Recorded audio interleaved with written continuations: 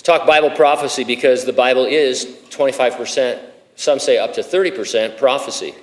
It's 100% accurate in its prophecy. We are futurists when it comes to the 300 to 500 yet unfulfilled prophecies.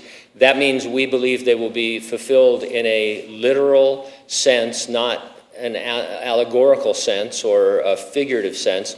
They'll be literal, just like the previous prophecies.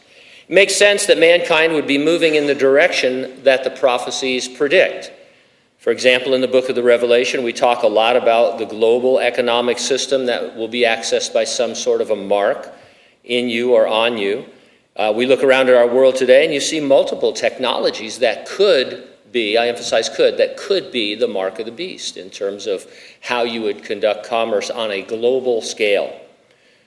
I always give two disclaimers. We use recognized, reliable sources for news. Sensationalism about the future is always detrimental to preaching the gospel. These guys that have these fantastic timelines and different things about exactly when Jesus is coming back and all of that, they hinder the gospel because people end up making fun of them because their predictions never come true. Whenever somebody says, oh, Jesus is coming on July 4th, and I know that he's not, in one sense, because they're just making that up. So we look for reliable sources, and we're never saying the things we report are the actual fulfillment of the prophecies, only that they're the things you'd expect. Now, the Great Tribulation, that's a 7-year period that follows the resurrection and rapture of the church, precedes the second coming of Jesus.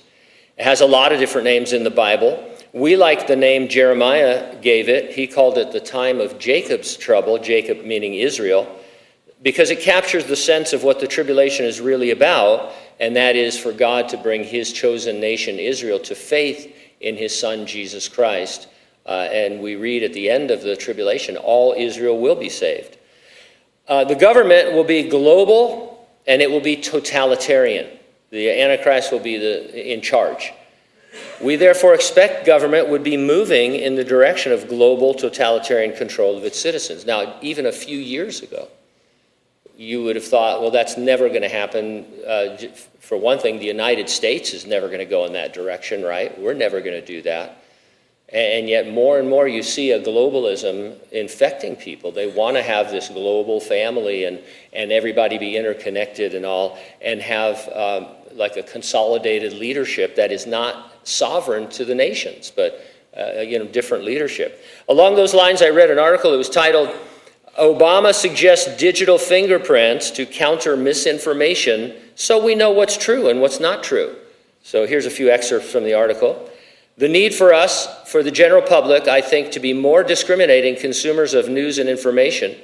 The need for us to, over time, develop technologies to create watermarks or digital fingerprints so we know what is true and what is not true, he said.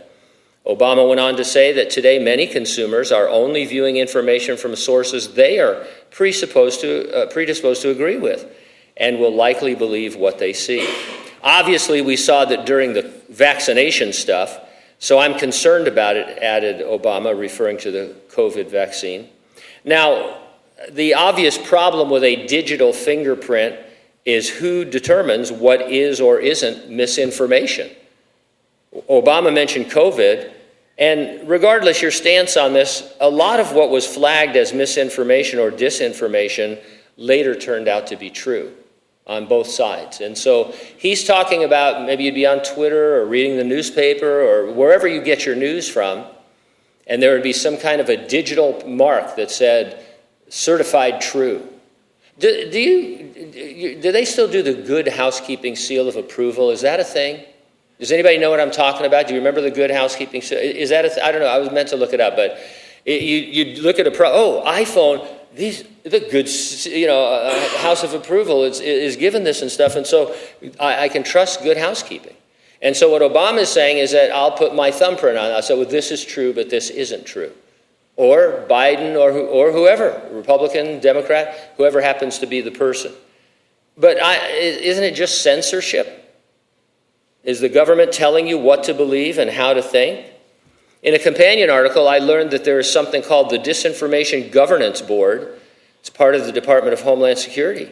They are accused of declaring misinformation and disinformation based on politics and not facts.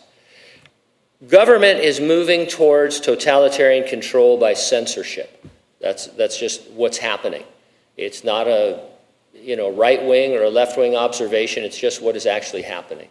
And statements like Obama made that we're going to be in charge of what we tell you is truth or falsehood, and you're going to believe it. That's all part of it. We're witnessing stage setting for the 7-year time of Jacob's trouble, the Great Tribulation that is featured in the last book of the Bible.